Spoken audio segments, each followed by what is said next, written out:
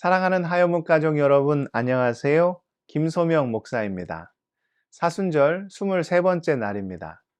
제가 1시간씩 걷는 길이 있습니다. 시간만 나면 항상 같은 코스로 산책을 합니다. 매번 같은 길을 걷다 보니 이제는 눈을 감아도 그 세세한 풍경이 머릿속에 다 그려질 정도입니다. 하루는 좀 엉뚱한 생각이 들었습니다. 항상 집을 중심으로 시계 방향으로 산책을 했는데 그날따라 반대 방향으로 걷고 싶은 생각이 들었습니다.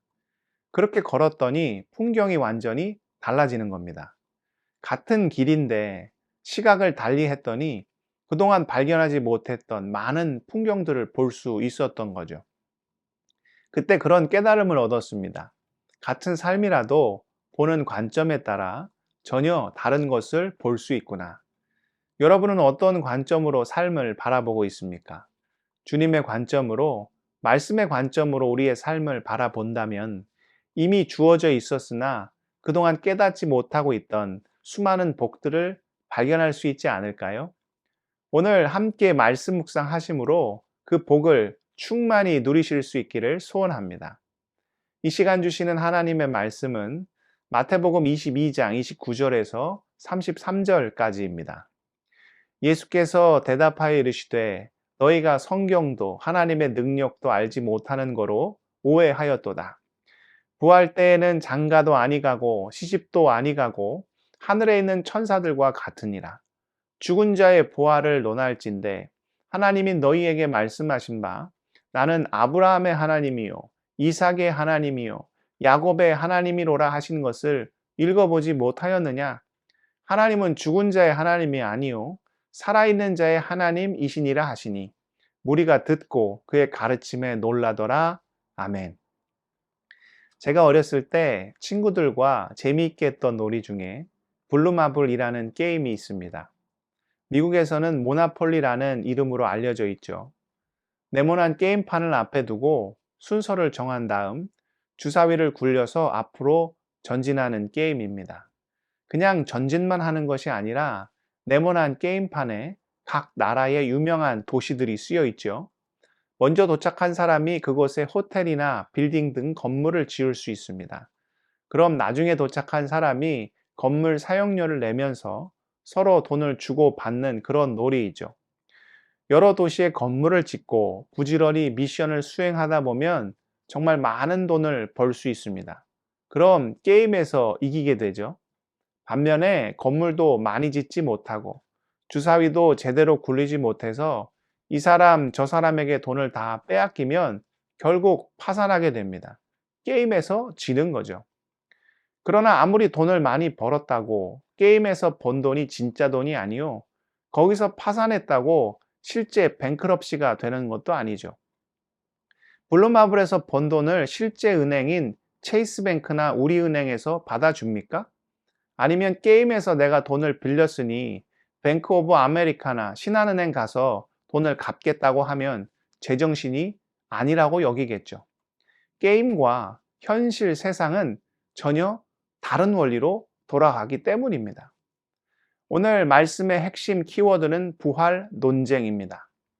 부활을 믿지 않는 사두개인들이 예수님께 나와 질문합니다. 선생님이여, 모세가 이르기를 사람이 자식이 없이 죽으면 그 동생이 그 형의 아내에게 장가를 들어 상속자를 세우라고 했지요. 그런데 만약 7형제 중에 마디가 장가를 갔으나 그가 자식 없이 죽고 그래서 그 동생이 그 형의 아내에게 장가를 들었는데 이후 7째까지 모두 자식 없이 죽은 후 그 아내도 죽게 되면 그럼 나중에 부활했을 때 그 여인은 누구의 부인이 되겠습니까? 언뜻 들으면 뭐 이런 법이 다 있나 싶지만 이는 당시 사회에서 약자인 여성을 보호하고자 만든 제도였습니다. 옛날 유대 사회도 장자를 무척 중히 여겼죠. 그런데 첫째 아들이 자식을 낳지 못하고 사망을 하면 장자의 대가 끊어지게 되잖아요. 그것을 보완하기 위해 동생이 대신 형수와 결혼하여 장자의 대를 잇게 하였는데 지금 사두개인들이 이 수혼법을 언급한 것입니다. 그런데 이는 단순히 장자의 대를 잇는 것에만 초점이 맞춰져 있지 않았습니다. 당시 여성은 철저히 사회적 약자였고 독립적으로 경제적 능력을 갖추는 것이 불가능한 시대였죠. 남편이 세상을 먼저 떠나면 아내는 아무런 보호를 받을 수가 없었습니다. 그래서 그 다음 형제가 그 아내를 돌보게 한 것이고 또 자식을 얻게 함으로 그 자녀가 나중에 커서 어머니를 봉양하게 한 것이죠. 언뜻 보면 이상하지만 당시 유대 사회를 이해하면 충분히 존재할 만한 제도였습니다. 아무튼 부활을 믿지 않는 사두개인들이 예수님께 트집을 잡고자 이 제도를 언급했던 것이죠. 사두개인들은 스스로 사독의 후예로 여겼습니다. 사독은 다윗왕 시대의 대제사장의 이름으로, 그러니까 사두개인들은 대제사장 가문이었던 거죠. 이들은 모세 오경만을 따랐고 그곳에 부활에 대한 언급이 없다는 이유로 내세나 부활에 대한 믿음을 갖고 있지 않았습니다.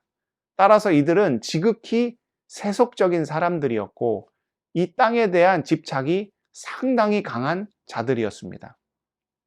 그들의 관점, 이 땅의 원리로만 보니까 주님이 가르치시는 부활이 전혀 이해가 되지 않았던 거죠. 그런 영적 무지에 빠져 있는 그들을 향해 주님이 어떻게 말씀하십니까?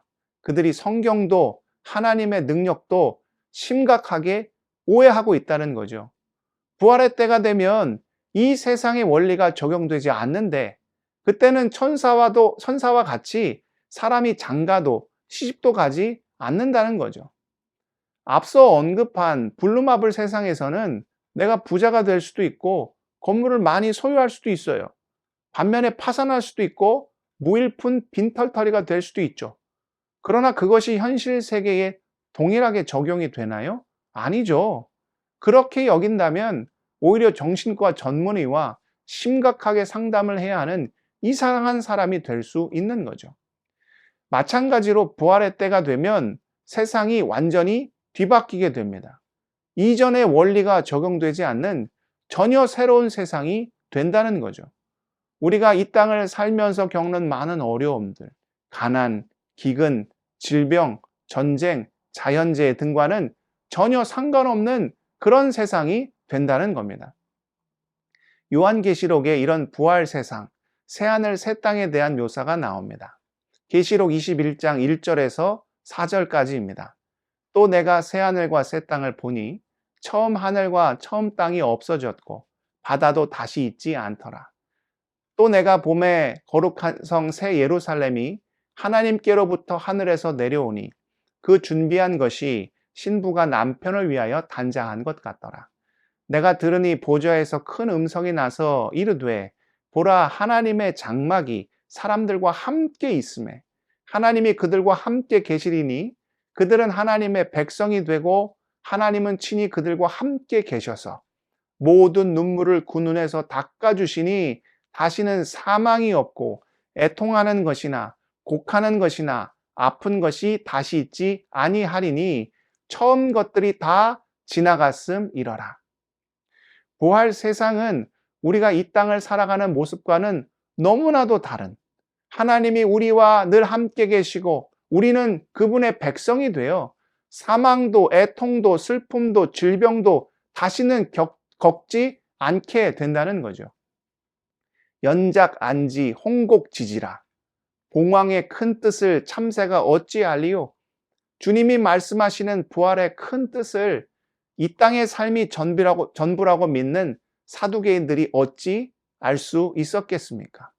그런데 누가 또 이런 우를 범할 수가 있습니까? 우리도 우리의 삶을 자꾸 내 좁은 시각으로만 보려 한다는 거죠.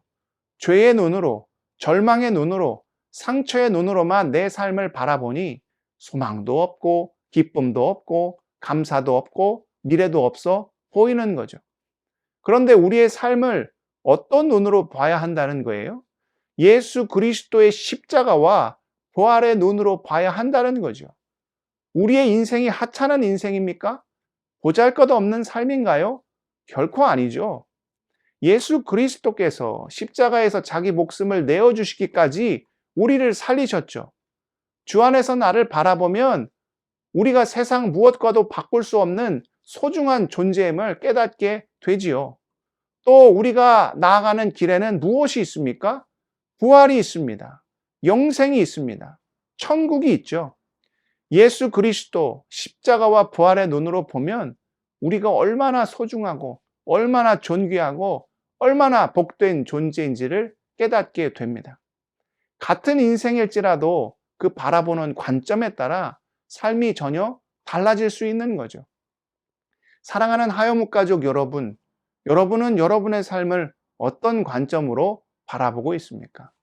이제 더 이상 세상의 기준, 세상의 잣대, 세상의 원리가 아닌 예수 그리스도 그 십자가와 부활을 온전히 의지함으로 죽은 자의 하나님이 아닌 산 자의 하나님, 생명의 하나님, 부활의 하나님을 늘 경험하며 사실 수 있기를 축복합니다. 기도하겠습니다. 사랑의 하나님, 우리는 어떠한 눈으로 우리의 인생을 바라보며 살고 있습니까? 이 땅의 욕심과 욕망의 눈으로 바라보며 낙심과 절망의 인생을 살고 있습니까? 아니면 하나님 나라의 눈으로, 부활의 눈으로, 영생의 눈으로 이미 우리를 위해 준비하시고 예비하신 놀라운 것들을 붙잡고 의지하는 삶의 모습으로 살아가고 있습니까? 아버지, 우리를 불쌍히 여기시고 긍휼히 여겨주셔서 예수 생명, 예수 십자가, 예수 부활로만 살아가는 우리 모든 지체들 다 될 수 있도록 아버지 함께하여 주옵소서. 무엇보다 우리 하여묵 식구들 주님 돌보아 주시길 원합니다. 삶의 어려움 가운데 있는 모든 지체들 부활 소망, 부활 능력으로 함께 하셔서 예수 생명으로 모든 것 이기게 하시고 늘 감사와 찬양이 넘치는 귀한 인생 살아갈 수 있도록 아버지여 우리의 삶을 온전히 붙잡아 주시옵소서. 모든 말씀 예수 그리스도의 이름으로 기도드리옵나이다. 아멘.